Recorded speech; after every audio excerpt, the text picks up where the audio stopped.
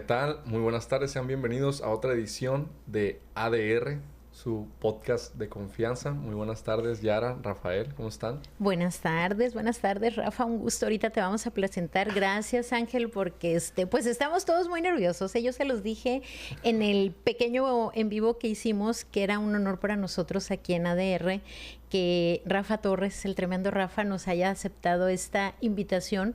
Pero ojo, no vamos a entrevistar al periodista, vamos a entrevistar al ser humano que es Rafa Torres. No, obviamente esto va inmerso, ¿no?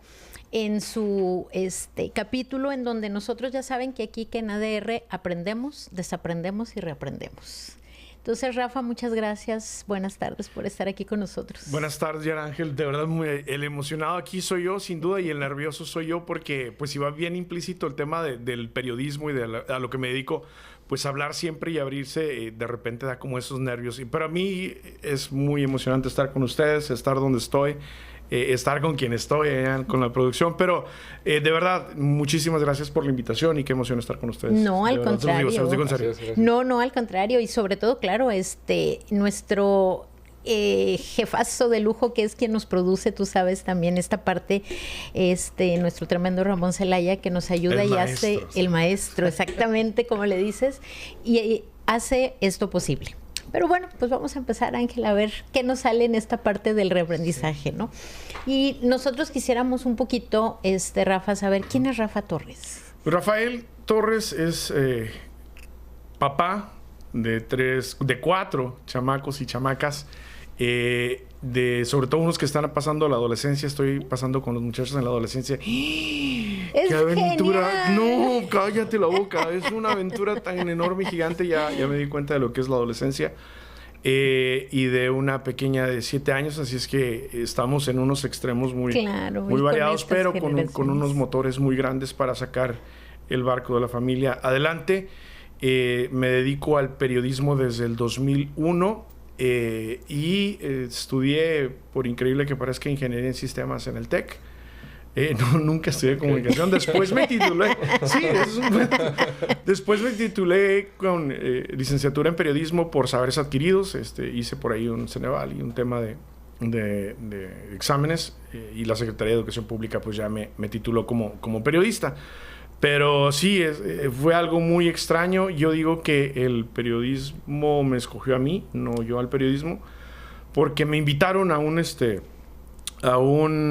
Canal 66 muy nuevo. Estaba en la Colorado Riverland Company y me acuerdo que un amigo, su camarógrafo no fue y le dijo, Rafa, ¿me ayudas? Y yo, sí, claro. Y mi primera lección fue en un concierto del Buki, con una DVC Pro. Celaya debe saber lo que es una DVC Pro. Mi primera lección fue, le picas aquí, graba, le picas aquí y deja de grabar. El mismo botón. Y dijo, qué fácil. Cuando me di cuenta que estaba yo así, el Buki es una cosita chiquita, así, contrapicada arriba y luego sin foco ya. Bueno, ahí.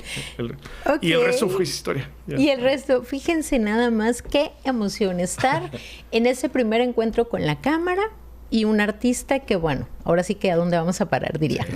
Sí, cabe perfecto. Y miren qué interesante, ¿no, Ángel? El hecho de decir, porque pues es colega, es ingeniero, tú también eres ingeniero y aquí estamos. En sistemas computacionales. No, industrial. Industrial. Sí. Pero bueno, este es un hobby. Y qué interesante porque, como bien lo dices ahorita y lo retomo, la profesión te encontró. Yo digo que sí. Excelente. Yo creo que quiero romantizarlo. No, claro, porque yo creo que esa trayectoria, y se vale, también ha sido muy amplia. Has estado en diferentes escenarios conociendo realmente el periodismo desde abajo. Sí. Sí, de alguna manera, sí. O sea, y desde abajo no me refiero a la parte no nada más gubernamental, sino a los seres humanos, a la parte, porque pues obviamente quienes te seguimos, Rafa, escuchamos entre la gente que te conoce, que te habla, te pide y confía en ti, que eso es yo creo que lo más importante en esta trayectoria periodística, ¿no? Sin duda, que seas una fuente de información y que seas confiable, creo que la experiencia y el tiempo te lo dan nada más. Y sobre todo tu trabajo, ¿no? Que tu trabajo hable por ti. Algo que le digo hoy a las nuevas generaciones, sobre todo porque tenemos a estos dos chicos que mencionabas, Sara y Aldair en la redacción, por ejemplo, o a las nuevas generaciones, es que alguien siempre está viendo tu trabajo, de alguna manera. Y creo que eso también me llevó a que aunque estemos en algún lugar pequeño, grande o mediano, hacer lo que haces de la mejor manera o de lo más profesional que se pueda. Empezar desde abajo, pues pregúntale al señor Zelaya. Yo me fui al programa del Niño Migrante. Estábamos hablando antes de entrar acá que me pareció una gran aventura. Me fui solo para videograbar y documentar unas situaciones que yo ni conocía que estaban existiendo. No sabía que en los campos agrícolas había una educación para niños migrantes, un programa de ese tipo con unas escuelas que parecían norteamericanas, algunas de ellas, que había unas condiciones en aquel entonces muy precarias para el jornalero agrícola. Había pulgas y nos llenamos de pulgas, sí, y había barracas, así como se contaba que era, así era. Ahora las cosas me consta que han cambiado, pero todo eso, irlo documentando a lo largo de los años, te va dando pues la ruta y el bagaje necesario para ir tomando con mucha seriedad, por ejemplo, el periodismo, es lo que yo siento. ¿Y es lo que haces o la parte en donde, pues, en las profesiones, ¿no? Sí, la parte de la vocación es lo que te impulsa, ¿no? A final de cuentas. Sí, porque van haciendo así, como te digo, estaba en la ingeniería en sistemas y de repente saber que creía yo o caer en una vocación de el periodismo, de la comunicación, en este caso fue totalmente para mí sorpresivo. No me hago haciendo otra cosa. Algo que les digo a mis hijos, por ejemplo, y a mis compañeros es que lo que encuentro en esta profesión es que cada día es diferente, ningún día es igual, ningún día es entrar por una puerta, checar, irme a mi cubículo, que ya he estado ahí, no tiene nada de malo, se gana mejor. Pero tiene sus pros y contras, ¿no? Pero claro. es muy distinto y la verdad es que esto me llevó a querer ser mejor y a buscar una oportunidad de que eso nos diera, bueno, al final de cuentas, digo, como hobby, sí es cierto, padrísimo, pero como profesión es mucho más difícil. Claro. México sigue siendo hoy por hoy el país más peligroso en Latinoamérica, el tercero en el mundo más peligroso para ejercer periodismo. Claro, porque pues como tú dices, tú has ido y hablas con la verdad y hablas como es, no maquillas, no disfrazas y pues a mucha gente eso no le gusta, no les parece.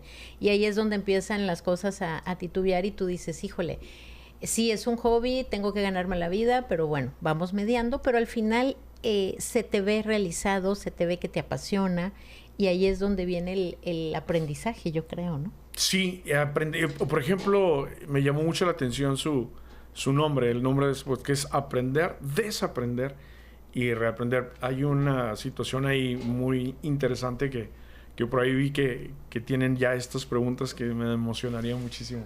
Claro, exactamente, porque, y allá vamos, una de ellas que, híjole, tú tomaste en cuenta esta parte. ¿Cuál ha sido ese momento clave? Ahorita nos platicabas del Buki. ¿Crees que ese momento fue el clave para detonar? No, para detonar no. El momento clave para detonar la carrera creo que fue una nota, por eso decía lo de que alguien siempre está viendo tu trabajo. Uh-huh. Una nota que hicimos para el consulado de Tijuana. Había unos escritorios públicos en el centro de la ciudad que te hacían las citas, como ahora que hay muchos despachos que hacían citas. Pero esos despachos empezaron como a crecer mucho, pero eran falsas las citas, ¿no? Y nada más le tumbaban feria a la gente. Entonces, yo no sabía que eso era un fenómeno en toda la frontera, ¿no? Ciudad Juárez, por allá, hasta Colombia, que ya en Nuevo León, que tiene una franjita así chiquitita, también ellos tenían ese broncón por aquel lado. Y nos hicimos una nota justamente con esa situación de lo que estaba pasando. Esa nota gustó. Y creo que incluso la pusieron en el consulado, no nada más acá para darla a conocer, sino que la llevaron a otros lugares. Y de ahí se me abrió una gran oportunidad para que el consulado, por ejemplo, de Estados Unidos viera mi trabajo. Okay. Años después, muchos años después, me beca el Departamento de Estado a través de un programa que tienen allá en el consulado que se llama International Visitor Leadership Program, que es el IVLP. Y gracias a eso se me abrieron las puertas, no nada más de la carrera, sino creo que también del mundo, en un sentido figurado, pero también profesional. Y ahorita voy a decir por qué del mundo. Y creo que ese fue el momento detonante. Una nota que hice para un canal local, Canal 66, canal local de televisión, me dio la oportunidad de viajar a Nueva York, me dio la oportunidad de viajar a Washington, D.C., a Seattle, Washington, a Minnesota y San Pablo, que son las ciudades hermanas. Me dio la posibilidad de llegar a muchos lugares que jamás yo me hubiera imaginado que el periodismo te puede llegar ahí. Nada más lo mirabas en la tele con ciertas personas famosas. Claro. Entonces ese creo que fue el momento clave. El momento clave. ¿Qué tal, Ángel? A ver. No, yo también pensé, es la misma pregunta que yo iba a hacer si lo de la cámara había sido como que el parteaguas de... No, a mí se me hizo bien curioso porque la gente es real, me dijo, le grabas aquí. Yo pensé que era un mecanismo distinto. Yo jamás había estado detrás de una cámara, pero el mismo botón con el que grabas dejaba de grabar. Entonces era muy sencillo. Dijo, me encanta. Sí, esto es lo mío. Y siendo ingeniero. ¿no? Y ahí está. Pero vean nada más qué interesante, Rafa, porque finalmente eso es la parte que te hizo, como tú dices, abrirte las puertas a un mundo completamente distinto. Una nota aquí. ¿Una nota? Un día normal de trabajo. Ok. Entonces, el chiste es eso, que alguien siempre está viendo el trabajo. Creo que a ellos les gustó, a los americanos les gustó, lo retoman y lo replican y eso hizo eco. Entonces dijeron, pues mira, este vato sabe esas cosas. Y así se dio. Sí. Porque luego de repente sí hubo mucha gente y ese güey, ¿por qué, no? ¿A qué se dedica ese güey? ¿Y ese güey por qué acaba de llegar? ¿Con quién anda o por qué le dieron eso? ¿no? Entonces... ¿Y quién es ahijado? Ajá, no, sí, te lo juro. Pero pues ya no sé, fue la chamba, fue el trabajo. Y fue un día normal de trabajo. Yo creo que ese sello que tiene Rafa Torres en la parte de apasionado de hacer las cosas bien. Porque finalmente, como buen ingeniero, pues es procesos. A lo mejor no te dedicas a eso, pero es parte de la formación de hacer, de concretar y de que... No, el inconsciente racional, sí tienes razón, porque la verdad es que en ingeniería tú lo sabes, lo que llevamos, cómo lo llevamos, me imagino que troco cómo llevaste cálculo. Sí, cálculo diferencial, infinitesimal, entonces... Dices, ajá, pero eso fíjate cómo ahora sí que vino a reajustar tu vida y reaprendiste de otra manera. Sí, va por ahí. Digo. Va por ahí. Sí, es que ahora que lo pienso, ahora caigo en eso.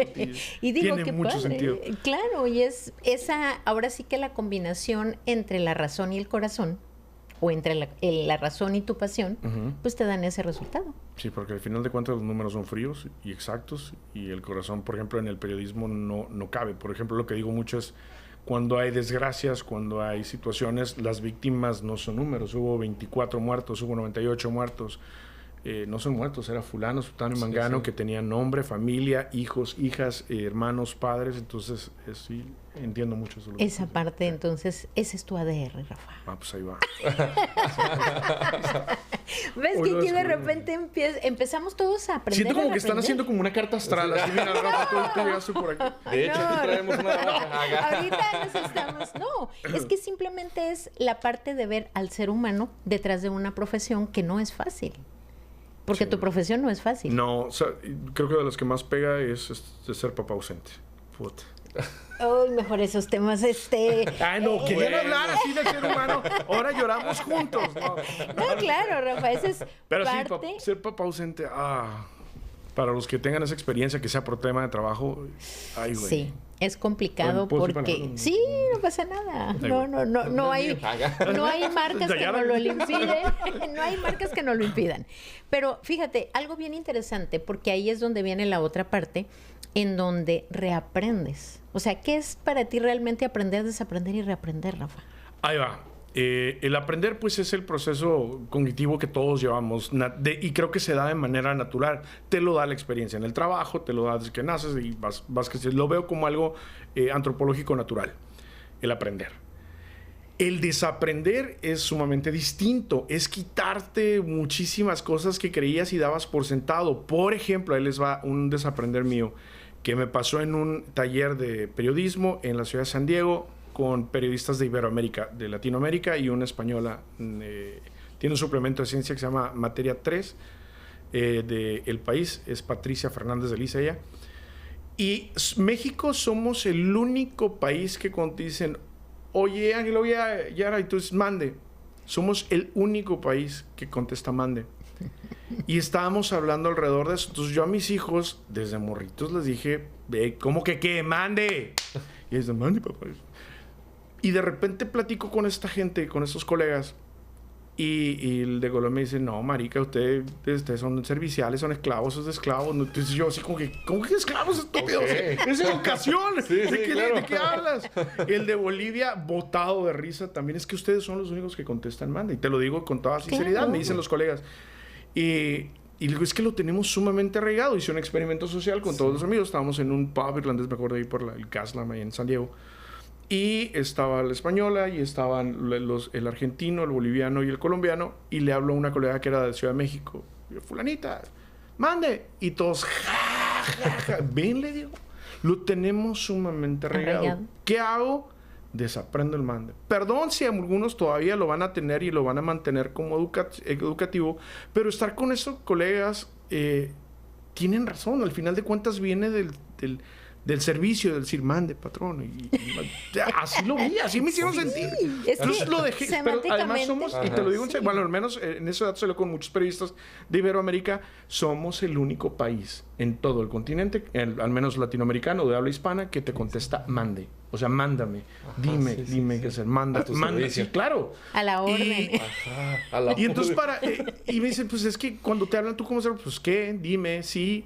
Y el qué por algo existe. Para algo existe el qué, cómo, cuándo, dónde y por qué, ¿no? Y el qué no es mala educación. No sé cuándo le dijimos a esta madre, contestar así es malo, ¿no? Yo dándole un coco al chamaco, el pobre chamaco creciendo con traumas, las chamacas con darichos porque le estoy pegando porque le dicen mande.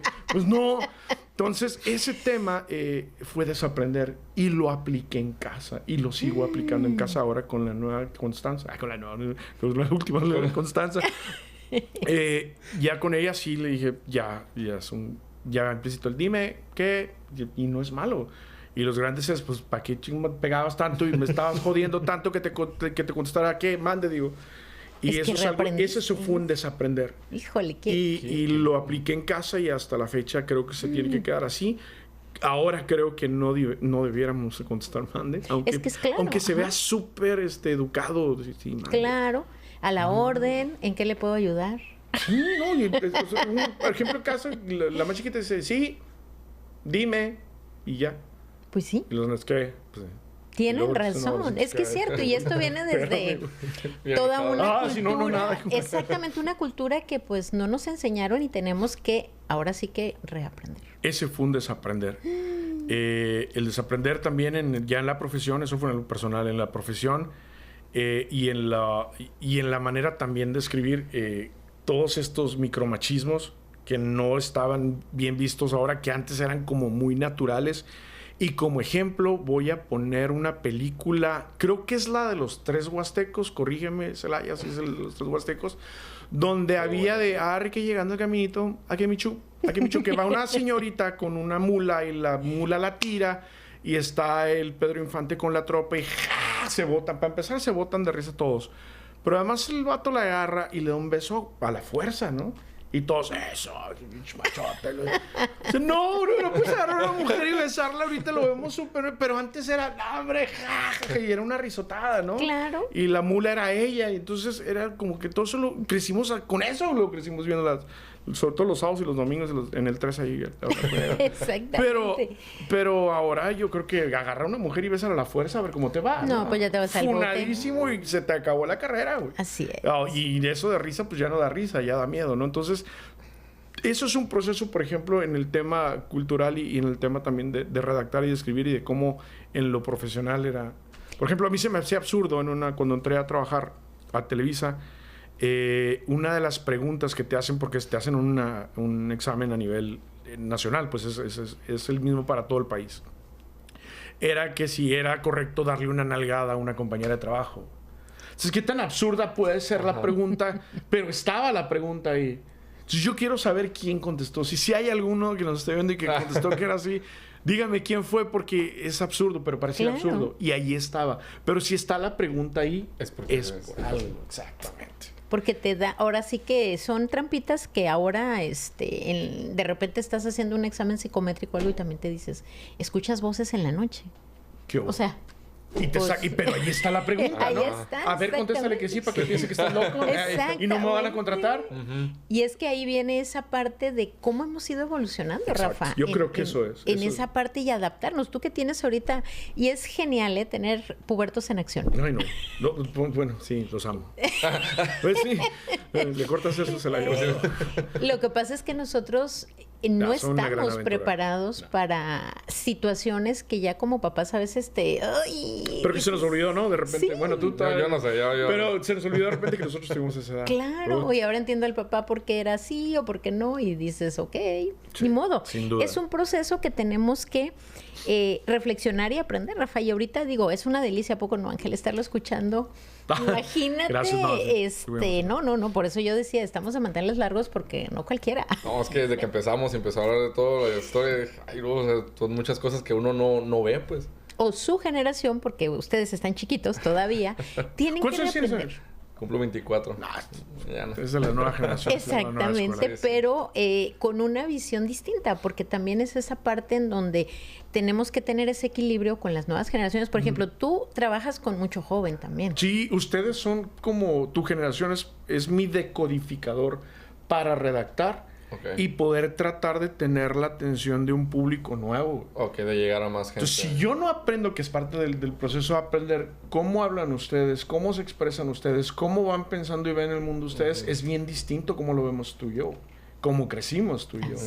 Y cuando platico con ustedes, ya te incluí, ni modo, te chingues. Es de verdad necesario para mí observar siempre, ¿no? Okay. Observar la ansiedad, observar todo ese tipo de cosas para saber dónde están y cómo manejar todo ese tipo de redacción, en mi caso, cuando voy a escribir una nota. Pero ustedes son como una especie de decodificador para el nuevo público, por así decirlo. Como No el sé si me puente explico. entre... Sí, y un decodificador tal cual, ¿no? Porque la otra vez me quisieron hacer un examen y todos me la supe.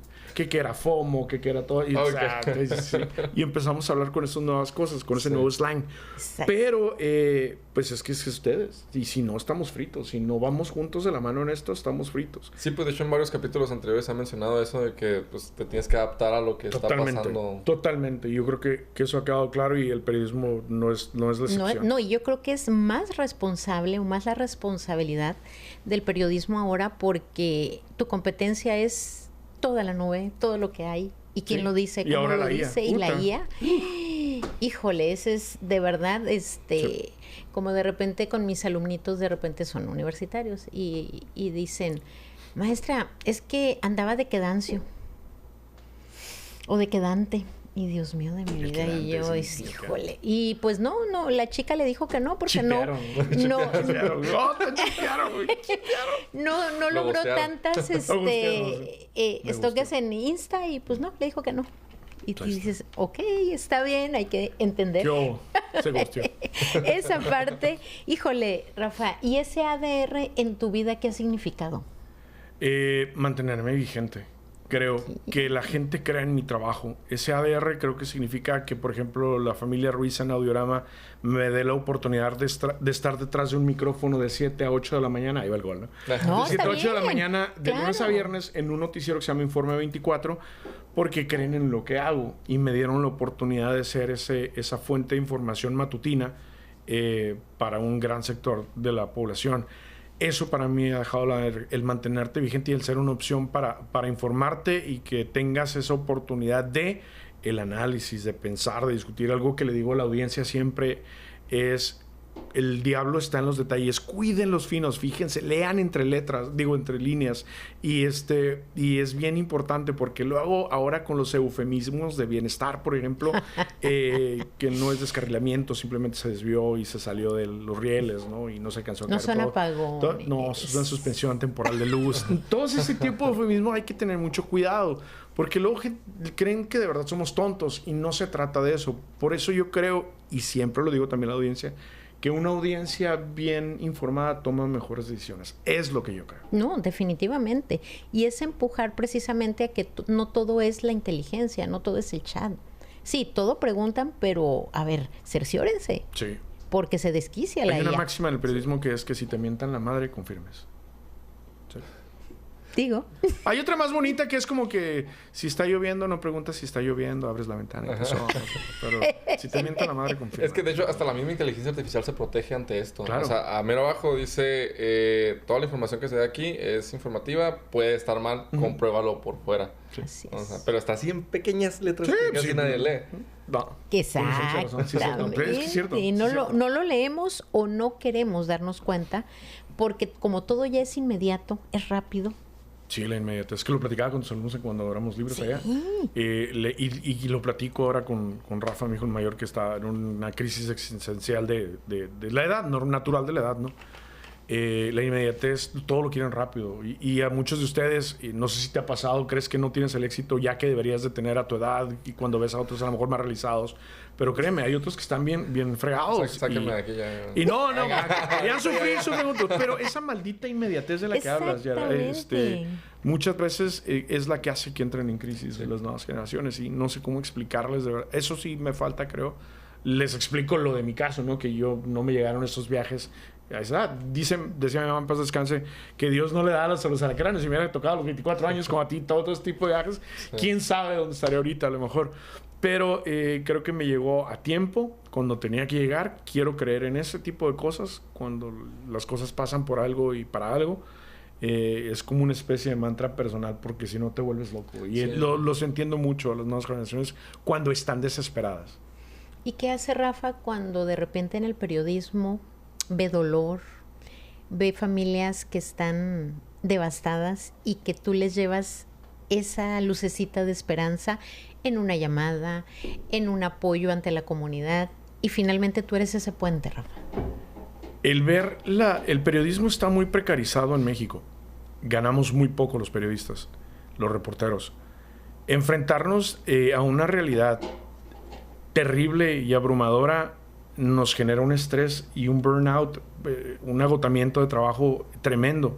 Engordamos, se nos cae la greña, nos enfermamos, se nos sube la presión y creemos que es porque tenemos malos hábitos o no sabemos, pero nunca nos damos cuenta que también necesitamos ayuda profesional para poder salir de un estrés tremendo que te genera justamente enfrentarte a eso, enfrentarte a padres que perdieron a sus hijos de la peor manera, estar en una audiencia donde te dicen que a una chiquitita de 6 años le hicieron lo más horrible que le puedes hacer a una niña, la hicieron comerse sus propias heces, y hay que decirlo así.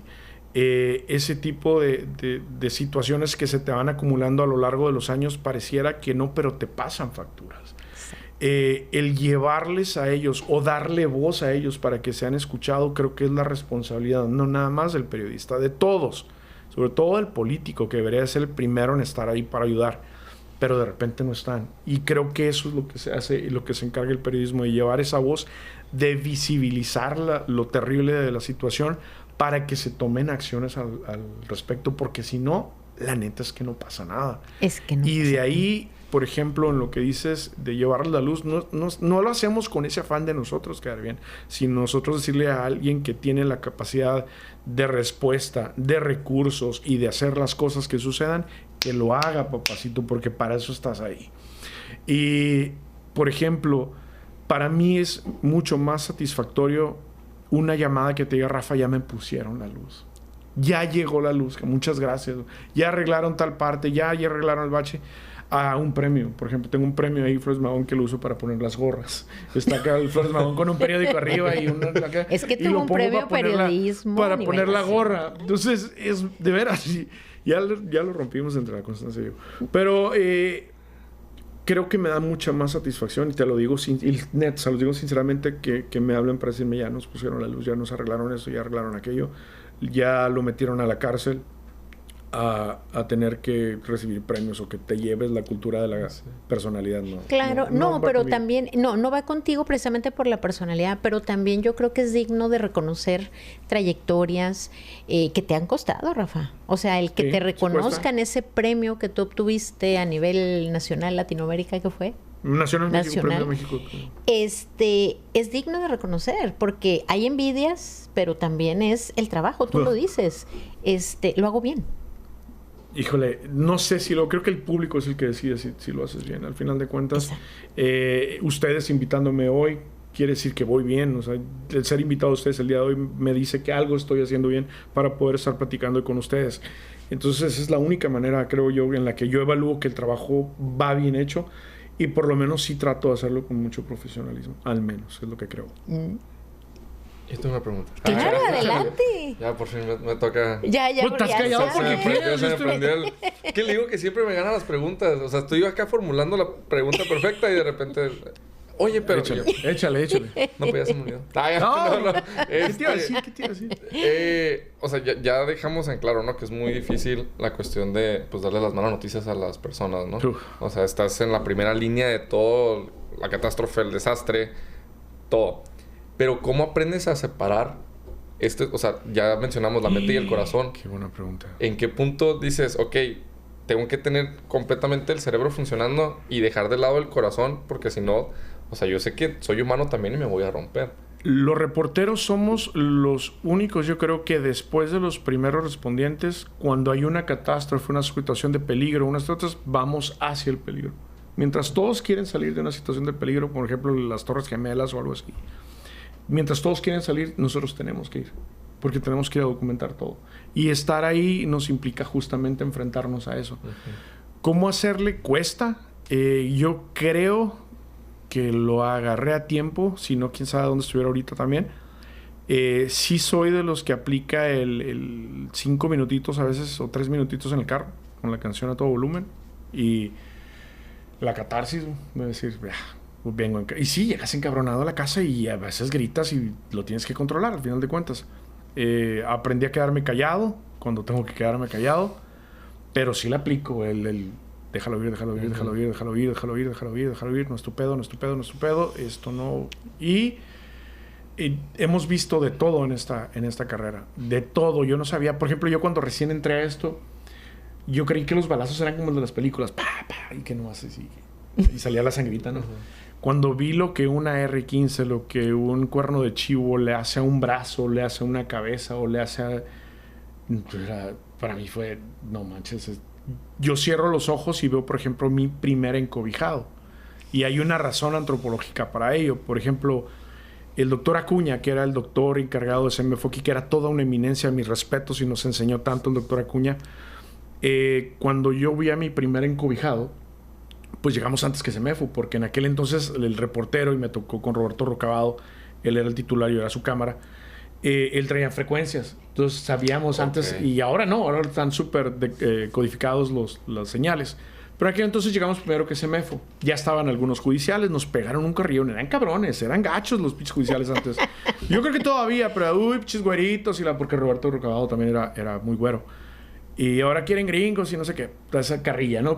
Pero como pasivo-agresiva, malsana la cabrón. Al judicial. Y el clásico judicial bigotón de lentes así, de piloto. Fajado. Exacto, ¿no? Sí, claro. Y era el cliché, güey. Entonces, yo grabando otra vez con la DVC Pro gigante, con un cinturón de baterías, que luego les platico cómo era también, muy pesado. Y empiezo a grabar, ¿no? Entonces, no era tanto. Miré al encobijado a algunos metros y ya nos dijeron, hasta ahí, porque todavía no estaba acordonado. Era una zona del Valle Norte, casi pegado a Estados Unidos, pero no había nada, o sea, no había población por ahí. Me regreso por donde caminé, aparte del protocolo de hacerlo, para que no dejes tantas huellas por ahí y no entorpecer. Y llega CEMEFO. Era... Estas fechas yo creo que era que finales de julio, principios de agosto, y lo empiezan a desencobijar para levantarlo, tomar fotos. Sí. Cuando me dio el tufo, yo estudié en el Valle de Mexicali, estuve la primaria en el Ejido Hidalgo, la secundaria en el Ejido Nuevo León. Entonces en las zonas rurales, de repente caballos muertos, vacas muertas, perros muertos, o sea, hueles de todo. El canal. El canal. Ajá. Yo jamás había olido a un ser humano muerto. Y es sumamente distinto. El olor se me quedó pegado en el paladar. Y yo sentí el sabor del olor en el paladar. Entonces el doctor Acuña, por eso lo traía yo colusión, yo me acababa... hay unos que se llaman TikToks, pastillitas, que son pastillitas de mente, y me acabé como 2 o 3 cajitas más los clorets. Y yo seguía sintiendo en el paladar el olor del muerto. Sí, sí. Y me dice el doctor Acuña, es muy natural. Lo que pasa es que tu cerebro necesita registrar ese olor que nunca habías olido para decirte, hey, güey, ese es de tu especie. Chíspate de ahí. Vete, peligro, aquí no. Entonces el cerebro lo único que hace, no es que seas artista, no es que seas genio matemático, no es que seas el mejor pintor o un Dalí, es que sobrevivas. El único tema que antropológicamente que tiene tu cerebro es mantenerte vivo. Entonces se me hizo muy curioso cómo me lo explicó y cómo se me queda grabado. Entonces, ¿cómo enfrentas todo eso? Y luego a mí me quedó ya grabado. Yo lo cierro y lo vuelvo a ver. De todo hemos visto. Lo que no he hecho el estómago, y mira que tengo bastante, es para el tema de niños. No aguanto el tema de los niños. Me da mucho coraje, me genera mucha rabia. No puedo creer que el ser humano sea capaz de hacerle eso a otro ser humano tan pequeño y tan indefenso. Creo que ahí está. Entonces, ¿cómo le hago? Trato de hacer catarsis en casa, trato de hacer mis ejercicios de respiración antes de entrar a la casa. Lo dejo en el carro, lo meto a la mochila, lo que sea que traiga ahí, y a darle, porque la casa es... ¿Qué pasaba, Miguel? ¿Cómo están? Sí. Ahora sí llega el Rafa. Cuando se puede, no todo es perfecto. La neta es que hay veces que dices, ya, estoy harto, no me hablen, me voy arriba y déjenme en paz, ¿no? Y pasa, pero eso todavía no sé cómo. Ese es un proceso, qué bueno. Sí. Ándale, Ángel, lo que tienes que aprender en este mundo. Oye, Rafa, ¿y algún libro que te haya marcado? Y yo creo que, bueno, de los que más me entretuvieron fue una novela, Carlos Ruiz Zafón, La sombra del viento. Me entretuvo un chorro. Yo creo que más que esos ¿cómo se llama esto? De la película que hicieron Tom Hanks. ¿Cómo se llama? Esos que hicieron la de Tom Hanks. No me acuerdo cómo se llama. El Código Da Vinci. Y es que estuvo súper de moda. ¿No se acuerdan de eso? Sí. Y que luego hicieron otro. Pero porque estuvo súper de moda. Creo que a mí me entretuvo mucho cómo estuvo el tema ahí con ese. Se lo recomiendo mucho, que es La sombra del viento, de Carlos Ruiz Zafón. Y yo creo que sin duda también porque lo leí de morrillo, La batalla en el desierto. Ese es interesante. Es un clásico. Por de morrillo, pues más sobre todo. ¿Qué viene para Rafa? Qué buena película. Quisiera saber también qué viene. ¿Qué viene para Rafa? Ustedes díganme. No lo sé. Creo que es evolucionar conforme van también las tecnologías. Algo que me dejó, por ejemplo, y que les quiero compartir ahorita, es cuando fui a Acapulco, llevaba yo una MacBook Pro de aluminio pesada del 2018. Llevaba mi tripié, llevaba una ZV-E10 de Sony con lentes intercambiables. Entonces todo eso me empezó a generar mucho peso y de repente me sentía yo cansadísimo. Yo iba por 3 días, llevaba 3 calzones, 3 pantalones y el cambio que yo traía puesto, y me terminé quedando un mes. Entonces a darle vuelta a los calzones, a darle vuelta a los pantalones y a lavarlos, ¿no? Entonces empecé a ver cómo aligerar peso. Y eso me llevó a investigar cositas. Por ejemplo, ahorita yo salgo a reportear con esto. Esta es una cámara Insta360 con un micrófono DJI que no se vincula, ni siquiera se vincula en Bluetooth. Esto lo hago en postproducción. Los emparejo porque utilizo el DaVinci Resolve, y el DaVinci Resolve con un clic derecho y le escoges que sincronice el audio con el video y el audio del video en waveform o en la forma de onda del audio, y lo hace con la inteligencia artificial así. Entonces yo ahorita salgo a entrevistar con esto. Si hay un chacaleo, que el chacaleo le llamamos cuando abordamos a algún funcionario, esto así, agarro mi tripié, que es muy delgadito, le pego esta camarita. Está aquí.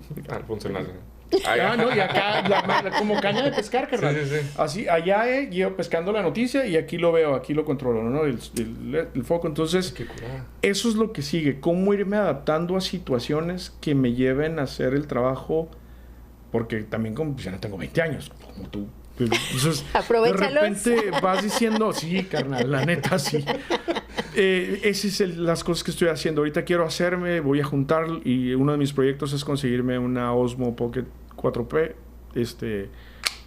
porque el sensor también no da la gran calidad que tiene, pero me da para sacar. Graba en 4K, pero no te lo grabo. Entonces, ese tipo de situaciones o de cosas es lo que sigue, adaptarme a las nuevas tecnologías. Al salir de viaje, llevarme lo más liviano posible y tratar de entregarlo mejor con la manera de codificar también el lenguaje para seguir vigente. Creo que lo que sigue es eso, ¿no? Luchar por seguir vigentes. ¿Qué tal? A ver, Ángel, refiérele esa parte. Es que es cierto, es la adaptación, lo que estas nuevas generaciones requieren, o no frustrarse. ¿Te has frustrado alguna vez? Todos los días. Yo creo que hasta hoy, ¿no? De repente no te salen las cosas, de repente no grabé el audio. De repente disparé al revés. ¿Qué es disparar al revés? Llevas la cámara y vas grabando patas o vas grabando pies porque creíste que grabaste acá, pero empezaste a grabar y le paraste y empezaste a grabar en realidad. Entonces, las frustraciones son, creo que parte de... sí tienes que saber qué lidiar con eso porque de repente te autodestruyes. Yo una vez escribí en el periódico, en un portal de periódico, trabajé en periódico también, una crónica, hice mal una traducción y yo me quería retirar del periodismo. Me hablaron del consulado y me dijeron, oye, Rafael, no se murió la persona, le estás diciendo que es asesino. Ay, güey. Y yo, ay, güey, pues es que lo ahorcó. Pues sí, pero no se murió, le alcanzó a saber la herida. Y yo, puta, retírate, Rafael, retírate, no sirves para esto, no sirves para esto. Hey, tranquilo, no está impreso, se borra del portal, se corrige y adelante. Checa 2, 3 veces, es importante porque estás hablando de vidas ajenas. Te digo, otra vez, no son datos, no son números, son personas. Y tienes que tener mucho cuidado en eso. Hay frustraciones terribles y horribles y que te hacen sentir vergüenza.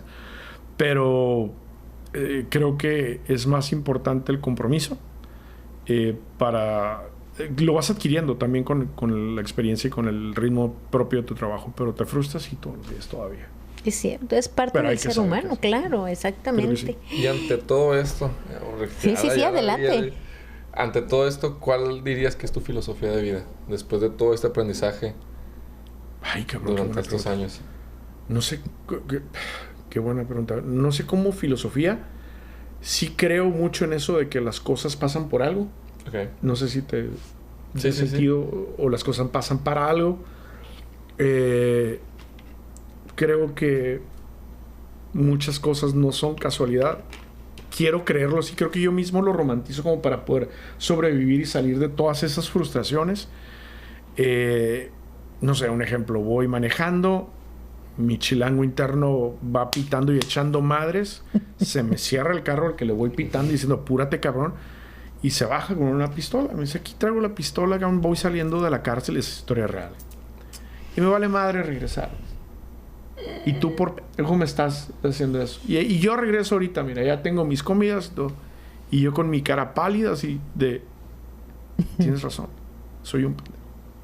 Entonces, ¿por qué voy pitándole? ¿Por qué voy estrilándolo? ¿Por qué voy apurándolo, arreándolo? Yo no sé quién va al otro. Fue muy decente, a pesar de que fue un cabrón, porque sí me amenazó. ¿Te asustó?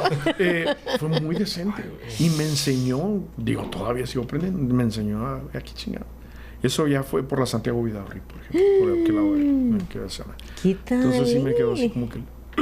Vean nada más, amigos, ¿a poco no es un deleite? O sea, estamos con la baba Ángel y yo que no se ve. Es escalofríos todo el capítulo. Exactamente, o sea, estamos en un proceso, por eso yo les decía, híjole, estamos súper de veras, Rafa, agradecidos porque conocer todo esto y que la gente también te vea de otra manera. También eres ser humano, eres papá, eres un hombre que también se vale flaquear y se vale a veces decir quiero comerme una nieve o no puedo, o no quiero, o no traigo para un café, punto. Sí. O sea, es que es real. Sí pasamos por ahí. Sí pasamos. Y de repente porque todo el mundo dice, ay, es que el periodista puede llegar. No, espérenme. Hay veces que no hay. Trabajas en la tele y creen que ganas un chingo de dinero. Claro. No es cierto. No, es muy fácil criticar desde fuera también. Exactamente. Sí. Y a veces dices, ok, colegiatura, luz, bye. Pero bueno, ¿cuál cámara? Yo quiero la cámara. Claro, y vamos a hacer alguna actividad con todos los que nos ven para que Rafa pueda obtener esa parte. No sabemos. Sí, y en este link de abajo. No era la intención, era platicarlo. Claro. Cómo ir creciendo, ¿no? El seguir teniendo equipo. Digo, las cosas es lo que nos hace sacar esto adelante. Exactamente. Y ya, porque el tiempo se nos va, Rafa y yo sabemos. Perdón, échale. No. ¿Qué les aconsejarías a esas nuevas generaciones? ¿Qué les dices a la gente que viene pues muy joven atrás, que se frustra, que a veces no sabe cómo, por qué? Y claro que todos pasamos, pero ya con la experiencia que tú traes y la experiencia de vida. Respiren profundo, de verdad, respiren profundo y déjenlo ir, porque tu generación quiere todo rápido, de verdad quieren los nuevos tenis, el nuevo celular, quieren el plegable, quieren todo ya, quieren el éxito rápido y no es así. A algunos se les da, pero no a todos se nos da. Y no es malo tenerlo. Eventualmente llegas. De que llega. Y se los garantizo. Pero ¿qué les digo a esas nuevas generaciones? Respiren. Respiren hondo y denle. Sigan adelante. Si quieren un proyecto, háganlo. Si van a hacer un podcast, háganlo. Van a tener 1 vista, 2 vistas, 3 likes. Así se empieza. Todos empezaron así. Y no se frustren. Y si se lo permiten, respiren y déjenlo ir. Porque es bien difícil no saber lidiar con una situación tan desesperante. Y sobre todo a veces nos encerramos y no queremos compartir lo que traemos y nos estamos haciendo daño a nosotros mismos y eso nos lleva incluso a enfermarnos. Entonces, si tienen la oportunidad de expresarlo, de sacarlo, háganlo. ¿Qué les digo? Prepárense mucho también en lo profesional. Lean un chorro, de verdad, se los digo, porque agarran vocabulario, entienden muchas cosas. Está chido lo del 6-7, creo, no sé, pero lean de veras. Se los digo en serio, y lean lo que ustedes quieran, lean una novela, lean El Vaquero. Bueno, ya ni existe el libro Vaquero, ¿verdad? Referencias bien ochenteros. Pero lean lo que quieran, o sea, lean un manga, algún anime, alguna cosa que a ustedes les guste. Pero sí, prepárense mucho, prepárense para lo inesperado siempre. Y el chiste yo creo que tiene mucho que ver cómo van a reaccionar ante lo inesperado. La frustración los va a ofuscar mucho, pero si respiran y lo tienen, van poco a poco a tener claridad. En lo profesional, no claudiquen, no se rindan, porque ya están casi ahí algunos de ustedes, solo les falta el tiempo y la experiencia. ¿Qué tal, Ángel? Cada programa aprendemos y reaprendemos, ¿a poco no? ¿Qué te llevas, Ángel? Casi lloraba ahorita. No. Es que sí, es muy... O sea, no sé si es porque hay tantas cosas alrededor ya que no sabes por qué camino ir. Sí. Y... O sea, hay una oportunidad aquí, una oportunidad acá, una oportunidad acá. Y no sabes si en realidad te va a gustar esto o lo otro. O si eres bueno en eso. Y... No sé, siento pruebas y... O sea, a lo mejor con perder el tiempo y Te demás. entiendo perfecto, carnal. ¿Les puedo platicar algo rapidísimo? ¡Claro! Yo hice una solicitud para se llaman fellowships en inglés. Creo que son como talleres de varios días, de varios meses para la Universidad de Michigan. Okay. La Universidad de Michigan es donde estuvo el Unabomber, por ejemplo, un terrorista doméstico de los Estados Unidos, Ted Kaczynski. Me aceptaron, me hicieron entrevistas y en eso me salió la oportunidad de irme a una gira presidencial en México con el Bronco en Monterrey. Okay. Con el morro anterior, ahorita lo platicamos con Celaya. Y tuve que escoger. Y esa es versión de puta, es por aquí. Y a lo mejor te estuviera ganando $. No lo sé. Porque vas, te haces tu residencia y luego regresas, ¿no? Sí. Con un permiso especial. Pero sí tuve que decidir. Y eso también es frustrante. ¿Qué tal si me hubiera ido mejor si me hubiera ido por allá? Ajá. Al día de hoy, la neta, no me arrepiento. Conocí todo el país en la gira. Conocí grandes personas. Conocí a ser competitivo en mi trabajo. Pero sí entiendo esa parte que dices, es que ¿cómo voy a saber si soy bueno o no para algo? ¿Cómo voy a saber si no perdí el tiempo en lugar de haberme ido para allá y hacerlo acá? Pero lo tienes que hacer. Y hasta que no lo hagas no te vas a dar cuenta. Lo lamento por ahí, ¿vale? Exactamente. Spoiler alert. Exactamente. Híjole, amigos, ¿qué les puedo decir? O sea, simplemente gracias porque hoy reaprendimos muchas cosas. Estoy segurísima que esto va a seguir. Hay una parte 2. Gracias. Sí, pero Rafa, te queremos de verdad infinitamente agradecer porque el objetivo principal de ADR es esto: hacer comunidad, aprender de la gente que también está ahí en la batalla, en la primera línea, pero que no deja de ser un ser humano, no deja de ser una persona que también siente, que no porque esté de repente en la pantalla, como dices, o ya sale en tele, híjole, tiene todo así como que alfombra roja, ¿no? También somos seres humanos y somos personas vulnerables. Sin duda. Sí. Y somos papás, y somos hijos, y somos personas que queremos también dormir. Sí. Pero bueno, estamos aquí. Ángel, pues gracias. No, gracias a ustedes. Muy interesante todo. Gracias, hermano. Y nos vemos en el siguiente capítulo de ADR. Engrane perfecto. Nos vemos. Muchísimas gracias. Gracias, Rafa. No, al contrario, gracias a ustedes. Muchísimas gracias. Gracias a ustedes.